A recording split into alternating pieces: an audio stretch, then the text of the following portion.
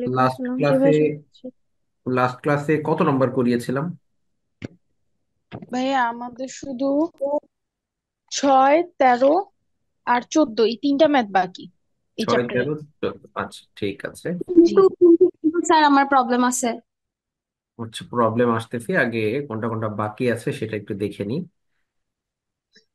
ভাইয়া রিভার্সিংটা আবার একটু বুঝাই দিয়েন। ওকে।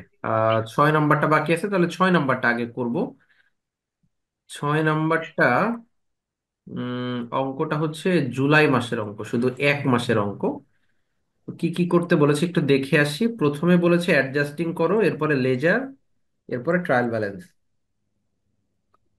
তাহলে প্রথমে অ্যাডজাস্টিং জার্নাল করতে হবে। ঠিক আছে, তোমাদের থেকে একটু শোনার চেষ্টা করব, দেখি মনে আছে কিনা। 1 নাম্বার এন্ট্রিটা একজন পড়ো, পড়ে কি হবে সেটা বলো দেখি।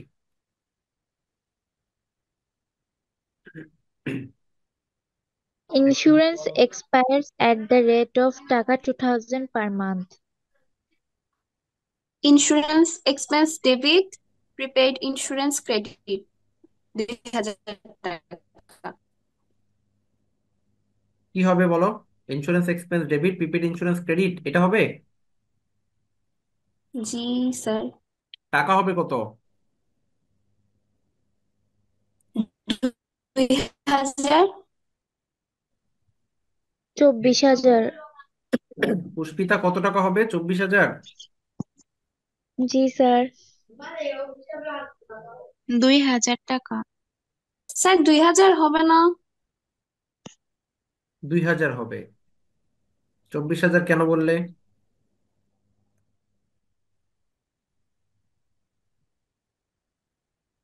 2,000 কেন হবে এটা কি বুঝতে পেরেছো? জি এটা তো স্যার খরচ, এক্সপায়ার হয়ে গেছে। Insurance expired. স্যার 22,000 এটা হচ্ছে অগ্রিম আর 2000 এটা খরচ হয়ে গেছে। তাহলে এখানে দেখতে হবে যে আমরা জাবেদা দিচ্ছি কোনটা, সম্পদের নাকি খরচের, আগে এটা ইম্পর্টেন্ট, যে আমরা কোনটার জাবেদা দিচ্ছি। অঙ্কের সম্পদ দেওয়া আছে রেওয়া মিলে, আমরা খরচের আমরা জাবেদা দিচ্ছি। করাচ্ছি। তাহলে খরচ ডেবিট। তাহলে insurance expense debit, prepaid insurance credit, যা খরচের টাকা হবে। এই 2,000 টাকা পার মান্থ, প্রতি মাসে খরচ, এটা হবে। বুঝতে পেরেছো? হ্যাঁ স্যার। ওকে। এরপরে 2 নাম্বারটা বলো একজন, দেখি পারো কিনা। Supplies expense debit, supplies credit 9,000। Credit.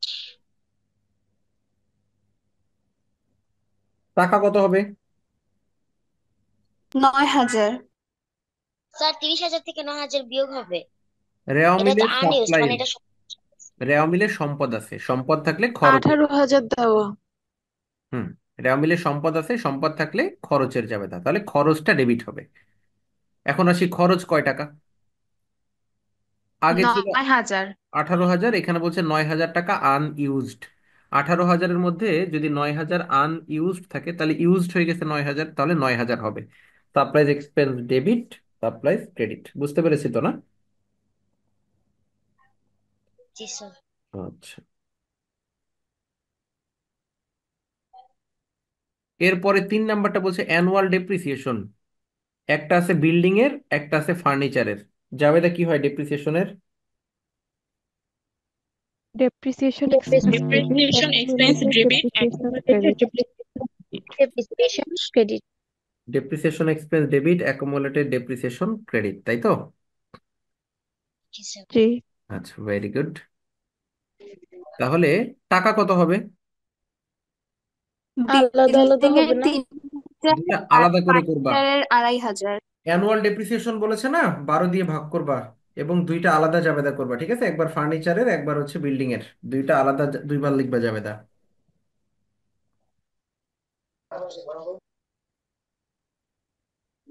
Sir 12 দিয়ে ভাগ করবো মানে কি 12 ভাগ এক এভাবে না, করে? 36,000। 3,000 আর দুই, ছত্রিশ দুই হাজার হাজার ভাগ 12। পাঁচশো আশি। আচ্ছা। 36,000 ভাগ 12 আর 30,000 ভাগ 12, ঠিক আছে। আচ্ছা। আচ্ছা স্যার। 4 নাম্বারটা কি হবে? Debit interest payable credit. Debit. কোনটা ডেবিট?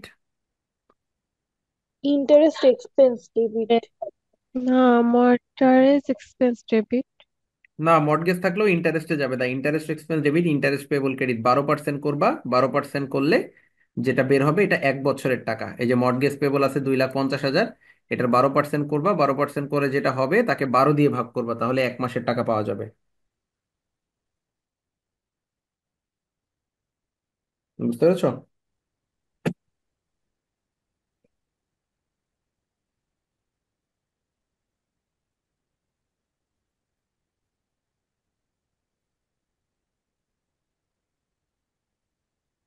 এটা কি বুঝতে পেরেছো সবাই? জি স্যার। ওকে, জি স্যার।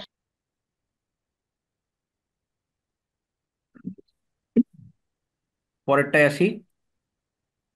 আনআর্নড রেন্ট 15,000 টাকা হ্যাজ বিন আর্নড, কি হবে? হ্যাজ বিন আর্ন থাকলে যাবেটা কি হয়? Unearned unearned rent revenue rent. debit আর rent revenue credit. হ্যাঁ, unearned rent debit, rent revenue credit, টাকা 15,000 টাকা। Very good. পরেরটা 6 নম্বরটা।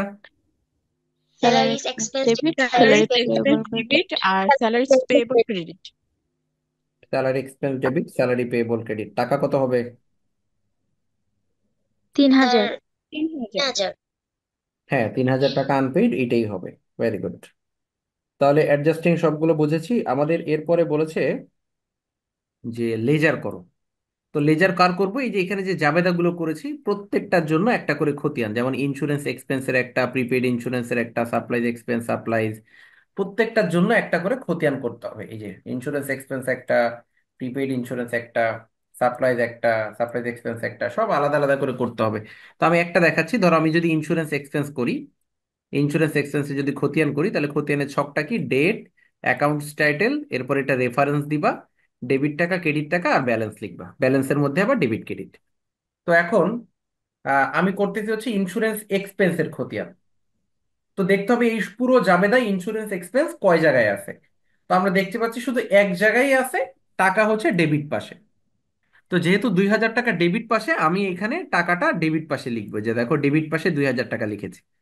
কেন? কারণ আমাদের ঘরটা হচ্ছে ইন্স্যুরেন্স এক্সপেন্সের, আর ইন্স্যুরেন্স এক্সপেন্স এখানে ডেবিট পাশে আছে। এই জন্য আমি টাকা লিখবো ডেবিট পাশে, কিন্তু নাম লিখবো এই বিপরীত নামটা, প্রিপেইড ইন্স্যুরেন্স। এর নাম লিখবো প্রিপেইড ইন্স্যুরেন্স, বিপরীত নামটা লিখতে হয়। তাহলে এই ডেবিট টাকা ব্যালেন্সেও ডেবিট পাশে আমি বসিয়ে দিয়েছি, একটাই এন্ট্রি আছে সেজন্য একটাই বসিয়েছি। এইভাবে করতে হবে আমাদের। এরপরে প্রিপেইড ইন্স্যুরেন্সটা যদি আমি করতে চাই, দেখো পরেরটা আছে প্রিপেইড ইন্স্যুরেন্স। এইটার যদি আমি খতিয়ান করতে চাই, তো প্রিপেইড ইন্স্যুরেন্স নামে অঙ্কের মধ্যে আগে থেকে কিন্তু একটা টাকা দেওয়া আছে, 24,000 টাকা, এটা আগে থেকেই দেওয়া আছে। তো যেটা আগে থেকে দেওয়া থাকবে এটা আগে আমরা ব্যালেন্স নামে বসাবো। এই যে ব্যালেন্স, দেখো একদম ব্যালেন্সের ঘরে ডেবিট পাশে 24,000 টাকা বসাই দিছি, কারণ এই টাকাটা আগে থেকেই আমাদের ছিল অঙ্কে। এবার আসো, এইখানে যে প্রিপেইড ইন্স্যুরেন্স, এটা তো ক্রেডিট পাশে, তাহলে এই টাকাটা ক্রেডিট পাশে এটা কি বসাবো। সমন্বয়ের টাকাটা ছিল? এটা না, এটা রেওয়া মিলের সমন্বয়ের টাকা মধ্যে ছিল। যেটা। রেওয়া মিলের মধ্যে 24,000 ছিল, এটা আগে বসাবো ব্যালেন্স নামে। আচ্ছা আচ্ছা। তারপরে এবার আমরা জাবেদা থেকে যে 2,000 টাকা আছে ক্রেডিট পাশে, এই 2,000 টাকা আমরা ক্রেডিট পাশে বসাইছি। দেখো জাবেদায় ক্রেডিট আছে, এই জন্য এখানে ক্রেডিট পাশে বসাবো, কিন্তু নাম লিখবো বিপরীত নাম, ইন্স্যুরেন্স এক্সপেন্স। তাহলে আমাদের ব্যালেন্সে 24,000 টাকা ছিল, এটা ছিল ডেবিট ব্যালেন্স। আর এখানে নতুন করে 2,000 টাকা ক্রেডিট পাশে আসছে, তাহলে ডেবিট ক্রেডিট বিয়োগ করে ডেবিট পাশে 22,000 টাকা অবশিষ্ট আছে। এইভাবে আমাদের খতিয়ান করতে হবে। দেখো বুঝতে পারলে কিনা? হ্যাঁ, এটা তো টিসক সেম। টিছক না, এটা চলমান জের ছক। স্যার প্রত্যেকটার জন্য এইভাবে আলাদা আলাদা ঘর করতে হবে? হ্যাঁ, প্রত্যেকটার জন্য আলাদা আলাদা ভাবে, এই যে দেখছো করে দিছি সবগুলো। এই দেখো অ্যাকোমোডেটেড একটা বিল্ডিং এর করেছি আর একটা ফার্নিচারের করেছি, সব আলাদা করে করতে হবে। ঠিক আছে স্যার, সবগুলো। ভাইয়া রেফারেন্স ঘরটা কেন দেয়? ওটা তো খালিই থাকে। খালি থাকে, কিন্তু দিতে হবে, কারণ যখন তুমি কোনো প্রতিষ্ঠানের অঙ্ক করবা তখন আর খালি থাকবে না। যখন তুমি প্র্যাকটিক্যালি কোনো প্রতিষ্ঠানে জব করবা তখন আর খালি থাকবে না, এখন শেখার জন্য এই জন্য খালি থাকে। স্যার তারিখ কি সবসময় 31 তারিখ দিব নাকি? তারিখ সবসময় 31, হ্যাঁ, মাসের শেষ তারিখে করতে হয়। আচ্ছা স্যার। এটা কি চলমান যে ছকের, এটা টি ছকে করা যাবে? হ্যাঁ, অবশ্যই করা যাবে, যে কোনো ছকে করতে পারবা।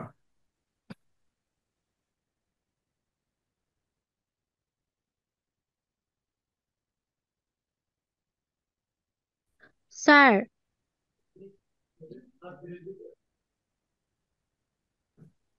হ্যালো, হ্যাঁ বলো। স্যার একটা কোয়েশ্চেন ছিল। হুম।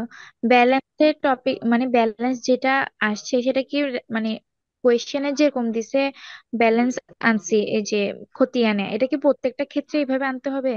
মানে অন্যান্য চ্যাপ্টার মানে আলাদা যে খতিয়ানে চ্যাপ্টার আছে ওখানেও কি এইভাবে করে আনতে হবে, নাকি এই শুধু অ্যাডজাস্টিং এর ক্ষেত্রে এইভাবে? ব্যালেন্স হচ্ছে শুধু খতিয়ানের সময় নিয়ে আসতে হয়।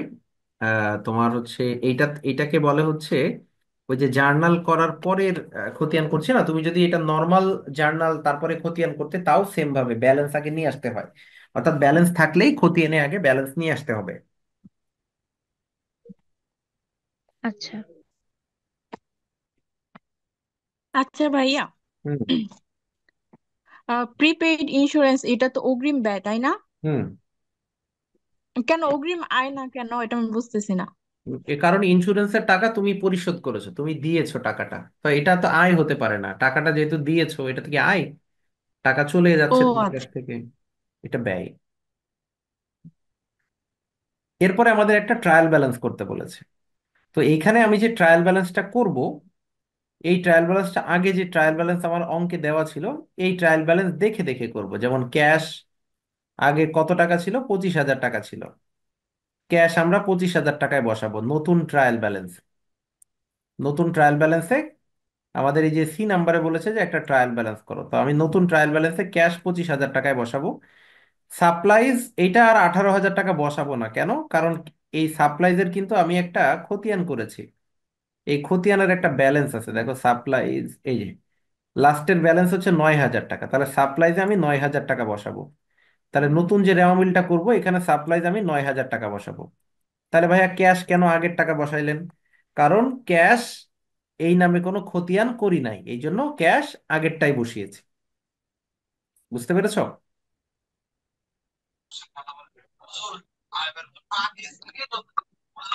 এটা কি বোঝা গেছে কি বললাম?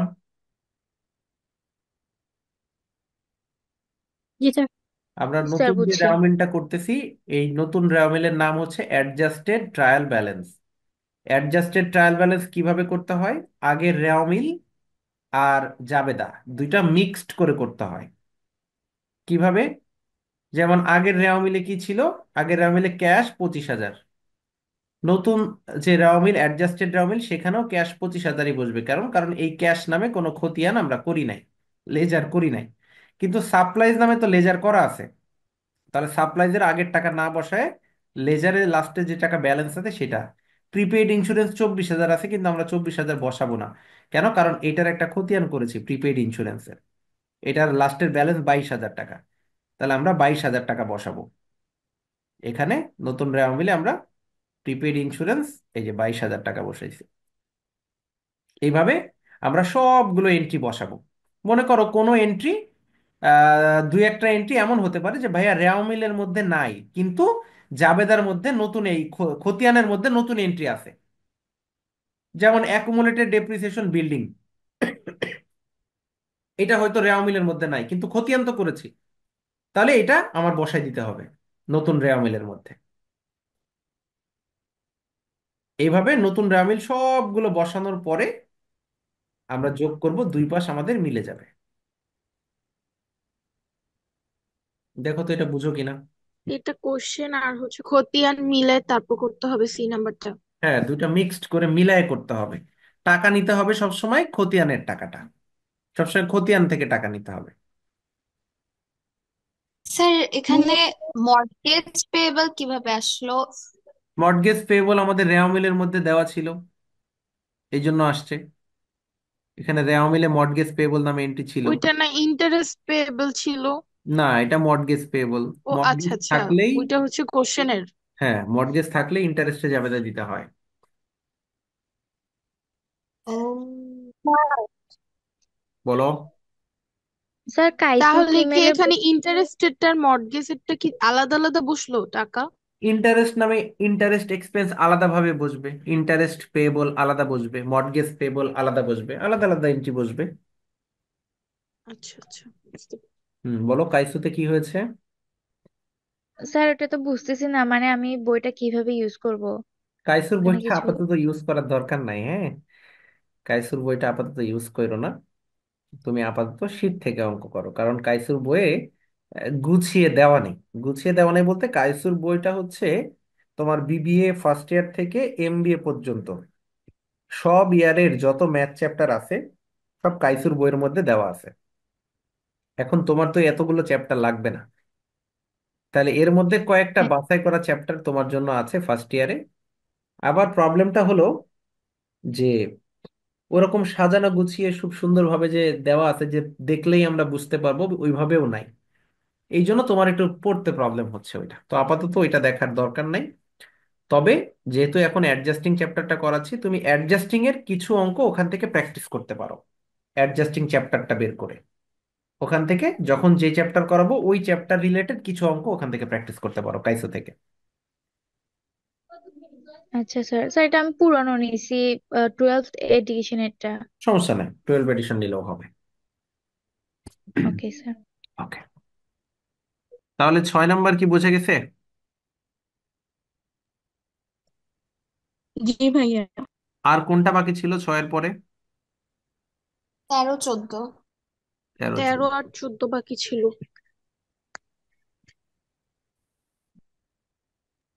আমার না একটা কোশ্চেন ছিল। বলো। আনআর্নড রেন্ট রেভিনিউটা এটা কি মানে? বকেয়া আয় আনান ব্যয় কোনটা, মানে এটা কি হবে? রেভিনিউ থাকলে কি হয়? আয় হয়। আর আনআর্ন থাকলে এই আয়ের রেন্ট টাকা। Revenue, unearned rent revenue. ওই তো, তাহলে আয়ের টাকা অগ্রিম নিয়েছো, এটা দায়। আচ্ছা, ঠিক আছে। আয়ের টাকাটা অগ্রিম নিয়েছো, এটা একটা দায়।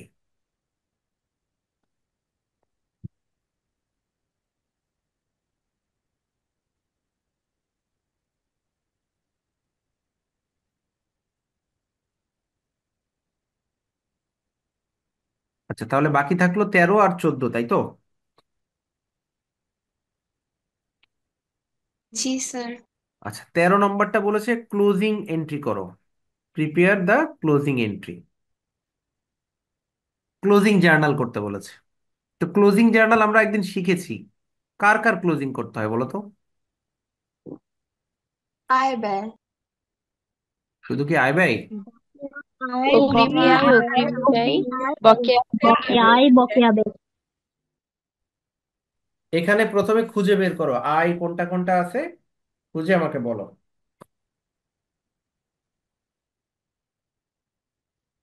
রিসিভেবল, অ্যাকাউন্ট রিসিভেবল আয়, অ্যাকাউন্ট পেয়েবল, সার্ভিস রেভিনিউ আয়, rent rent account revenue, payable বাদ দেয়, service utility revenue, expense rent ব্যয়, রেভিনিউ, স্যালারিজ এক্সপেন্স ব্যয়, salaries expense, utility utility expense expense. ব্যয়। সবগুলো বাদ দেয়, আর রেভিনিউ সবগুলো আয়, ড্রয়িংসও ব্যয়, ক্যাপিটাল আয়।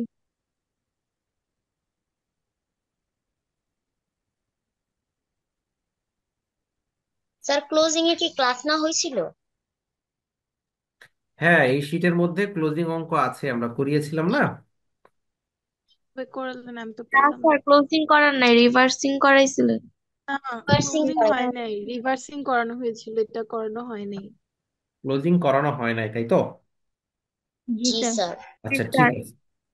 ঠিক আছে, তাহলে ক্লোজিংটা শিখতে গেলে ক্লোজিং এর একটা রুলস দিতে হবে। আচ্ছা, একটা রুলস দেই তাহলে ক্লোজিং এর জন্য। ঠিক আছে, ভাইয়া তাহলে আরেকদিন করান, আজকে বিজনেস ম্যাথও করছি। রুলসটা একটু লিখে দিই শুধু তাহলে, হ্যাঁ রুলসটা লিখে দিই, না হলে পরের দিনও প্রবলেম হবে। ক্লোজিং করতে হয় 4 ধরনের এন্ট্রির জন্য, হ্যাঁ। ক্লোজিং করতে হয় 4 ধরনের এন্ট্রির জন্য। প্রথম যে জাবেদাটা দিতে হয় এটা হচ্ছে আয়ের জাবেদা, লিখে নিতে হবে। আয়ের জন্য প্রথম জাবেদা দিতে হয়। নর্মালি আয় কি ডেবিট হয় না ক্রেডিট হয় বলো তো? ক্রেডিট। আয় credit হয়। ক্রেডিট। আয় ক্রেডিট হয়, কিন্তু যখন আমি ক্লোজিং করব তখন আয় ডেবিট হবে। তাহলে জাবেদা হবে অল রেভিনিউ ডেবিট। আর income summary credit. Income summary কি? ইনকাম সামারি কি জিনিস? আর সারাংশ। আয় সারাংশ। এটার মানে হচ্ছে বিবরণী। আয় সারাংশ। আয়গুলো সব ডেবিট হয়ে যাবে আর আয় সারাংশ ক্রেডিট হবে। এটা হচ্ছে প্রথম জাবেদা। দ্বিতীয় জাবেদা হচ্ছে ব্যয়ের জাবেদা। ব্যয়ের জন্য জাবেদা দিতে হবে। তো নর্মালি বলো তো ব্যয়গুলো কি হয়, ডেবিট না ক্রেডিট হয়? ডেবিট।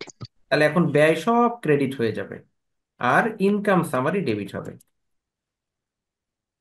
ইনকাম সামারি হবে ডেবিট আর ব্যয়গুলো হবে ক্রেডিট।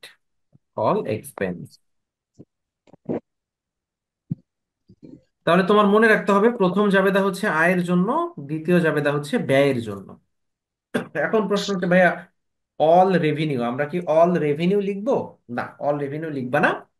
অঙ্কে যতগুলো আয়ের নাম বলা থাকবে প্রত্যেকটা ডেবিট হবে। যদি তিনটা থাকে তিনটাই ডেবিট, চারটা থাকলে চারটা ডেবিট, যতগুলো থাকবে ততগুলো আয় ডেবিট। আবার ব্যয়ের ক্ষেত্রেও যতগুলো ব্যয় থাকবে সব ব্যয়গুলো ক্রেডিট হবে আলাদা আলাদা ভাবে। হ্যাঁ, আমি অল লিখেছি আর কি। তাহলে আয়েরটা গেল, ব্যয়েরটা গেল, এরপর হচ্ছে লাভের জাবেদা। লাভের জন্য জাবেদা দিতে হবে। লাভের জাবেদাটা হচ্ছে income summary debit, capital credit. Sir এখানে কি সব জায়গায় ইনকাম সামারিতেই হবে? না, সব জায়গায় না, কিছু জায়গা হবে না। তো লাভ স্যার এগুলো বলো। স্যার এগুলো ক্লোজিং এন্ট্রি না? ক্লোজিং এন্ট্রি, হ্যাঁ।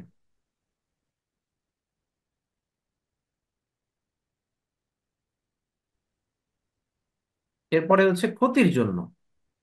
একই অঙ্কের মধ্যে লাভ ক্ষতি দুইটা হবে না, হয় লাভ হবে নাই ক্ষতি হবে। তো তার মানে আমরা জাবেদা যে কোনো একটা দিব, হয় লাভের দিব নাই ক্ষতির দিব। লাভের জন্য হচ্ছে income summary debit, capital credit. আর ক্ষতির জন্য উল্টা করে দিব, ক্যাপিটাল ডেবিট আর ইনকাম সামারি ক্রেডিট।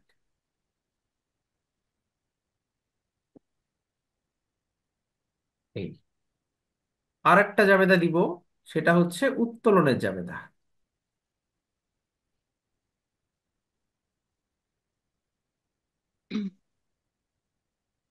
উত্তোলনের জন্য একটা জাবেদা আছে। নর্মালি উত্তোলন কি হয় বলতো? ডেবিট। ডেবিট হয়। আর এখন ক্রেডিট হয়ে যাবে। ক্যাপিটাল হবে ডেবিট আর ড্রয়িংস হবে ক্রেডিট। Drawings credit. এই হচ্ছে আমাদের ক্লোজিং জার্নাল। এর বাইরে আর কোনো ক্লোজিং জার্নাল নেই। তাহলে একটা হচ্ছে আয়ের জন্য, একটা হলো ব্যয়ের জন্য, একটা লাভ অথবা ক্ষতি যে কোনো একটা হবে, আর উত্তোলনের জন্য। তার মানে চারটা জাবেদা হবে। রুলস গুলো লিখে নাও যাতে নেক্সট দিন আমরা এখান থেকে শুরু করতে পারি। স্যার প্রিভিয়াস ক্লাসগুলোতে একটু একটু সমস্যা ছিল, সলভ করে দিবেন? তাহলে নেক্সট দিন প্রবলেম গুলো বের করে রাখো। আমি ওই যে যে এই দুইটা অঙ্ক বাকি আছে, দুইটা অঙ্ক করে যা যা দরকার সলভ করে দিব না নেক্সট ক্লাসে। তার হোমওয়ার্ক কি মার্কেটিং থাকবে? ডেট ইনভেন্টরি এর আমাদের সলভ ক্লাসটা দেওয়া হয় নাই, এটা দিলে ভালো হইতো। এই যে এইটার একটা ক্লাস নিলে শেষ হয়ে যাবে, তারপরে দিয়ে দিব। তাহলে স্যার ভাইয়া হোমওয়ার্কটা একটু এটারও একটা আলাদা সলভ ক্লাস দিলে ভালো হয় না? না, সলভ আমাদের তো চ্যাপ্টার শেষ, শুধু দুইটা অঙ্ক বাকি আছে। ওই জন্য নেক্সট দিনই সলভ ক্লাস নিয়ে নিব একবারে, এই চ্যাপ্টারে যার যা প্রবলেম আছে। ওকে। স্যার আমরা অ্যাকাউন্টিং থিওরিতে কি করব? আমাদের তো ইন কোর্সে থিওরি থাকবে। ইন কোর্সে থিওরি থাকবে, এটা আমি জানি। থিওরির জন্য একটা সাজেশন দিয়েছে, আপাতত ওইখান থেকে থিওরি পড়তে হবে, ওই সাজেশন থেকে। ভাইয়া সাজেশন তো পাই নাই। সাজেশনটা কই? আমার টাইম লাইনে একটু নিচের দিকে গেলে দেখবে দেওয়া আছে। ন্যাশনাল এবং সেভেন কলেজ দুইটা আলাদাভাবে পোস্ট করা আছে। স্যার খুঁজছি তো পাইলাম না। পাও নাই? ভাইয়া ওইটা স্যার আমাদের না গ্রুপে একটু ভাইয়া, পোস্ট করে দেন। এপ্রিলে। আচ্ছা, তোমাদের গ্রুপে লিঙ্কটা শেয়ার করে দিব না? আচ্ছা ভাইয়া তাহলে ভালো হয়। ফিনান্সের জন্য এরকম করলে ভালো হয় না? কোনটা ভালো হয় বুঝি না, আবার বলো। মানে ফিনান্সের জন্য ওই যে সাজেশন গুলা। সাজেশন, ফিনান্সের সাজেশন? হ্যাঁ। ফিনান্সের সাজেশনও তো দেওয়া আছে, মানে থিওরি সব সাবজেক্টের সাজেশন একসাথে দেওয়া আছে একই পোস্টের মধ্যে। ও, আর ভাইয়া আমাদের মার্কেটিং ক্লাস শুরু হচ্ছে না কেন? আসলে পরীক্ষা এসে পড়ছে তো, আর নিজে নিজে পড়লে বুঝি না, সায়েন্সের দিকে আসছি। ও একটু সায়েন্স থেকে তাড়াতাড়ি আসছো? শুরু করে। ওকে ওকে, ঠিক আছে, ঠিক আছে, ওইটাও। আর ভাইয়া আমাদের একটা অ্যাকাউন্টিং ইকুয়েশনের এক্সাম নেওয়া হয়েছিল না, ওইটার রেজাল্ট এখনো দেওয়া হয় নাই। অ্যাকাউন্টিং ইকুয়েশনের যে পরীক্ষাটা নিয়েছিলাম দেখলাম মোটামুটি সবাই পেরেছে। আহ, সবাই টুকটাক দেখলাম ভালোই পরীক্ষা দিয়েছে। ওইটার খাতা দেখা হয়ে গেছে। স্যার, বিজনেস সাথে পরীক্ষা দিয়েছে মাত্র কয়েকজন, বিজনেস ম্যাথের রেজাল্টও তো দেওয়া হয়নি। মাত্র স্যার 7 জন পরীক্ষা তো দিয়েছে। ওইটাও তো দিতে হবে। স্ট্রাগল করে দিছি তো, এটার রেজাল্টের জন্য ওয়েট করতে করতে ওকে ওকে শেষ। ওকে ওকে, দিয়ে দেবো না ওই। আমি ভুলেও গেছি। অফলাইনে রেজাল্ট দিছিলাম, অনলাইনেটা দেওয়া হয় না, পরীক্ষা দিছিল মাত্র 7 জন, এই জন্য আর রেজাল্ট দেই নাই। দিয়ে দিব না ওইটা তোমরা যদি চাও।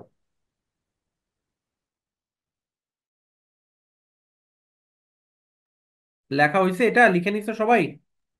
জি ভাইয়া। স্যার, ঠিক আছে, তাহলে নেক্সট দিন আমরা এই ক্লোজিং এর এটা শেখাবো, আর রিভার্সিং শেখাচ্ছি তাও একটু রিভিউ করে দিব। রিভার্সিং হয়তো অনেকের প্রবলেম থাকতে পারে। আমাদের 13 14 যে দুইটা অঙ্ক বাকি আছে, এই দুইটা অঙ্ক মোটামুটি পরীক্ষায় আসার মতো। একটু কঠিন প্রশ্ন করলে তখন এই অঙ্কগুলো আসে, 13 এবং 14। ঠিক আছে, তাহলে আমরা আজকের মতো শেষ করে দিচ্ছি। নেক্সট ক্লাসে এই চ্যাপ্টারে যার যা প্রবলেম আছে এটা বের করে রাখবা, 13 14 করানোর পরে আমি প্রবলেম সলভ করে দেবো। ঠিক আছে? এই ওকে চ্যাপ্টারের ভাইয়া, লাস্ট। আসসালামু আলাইকুম। ওকে, ঠিক আছে। হ্যাঁ, এই চ্যাপ্টারে নেক্সট দিন লাস্ট ক্লাস হবে, এই চ্যাপ্টার শেষ হয়ে গেছে, আর দুইটা অঙ্ক বাকি আছে, এটা শেষ করে দিলে আমরা শেষ হয়ে যাবে। হ্যাঁ, আচ্ছা। ওকে, ঠিক আছে, সবাই ভালো থাকো, আল্লাহ হাফেজ, আসসালামু আলাইকুম। আসসালামু আলাইকুম।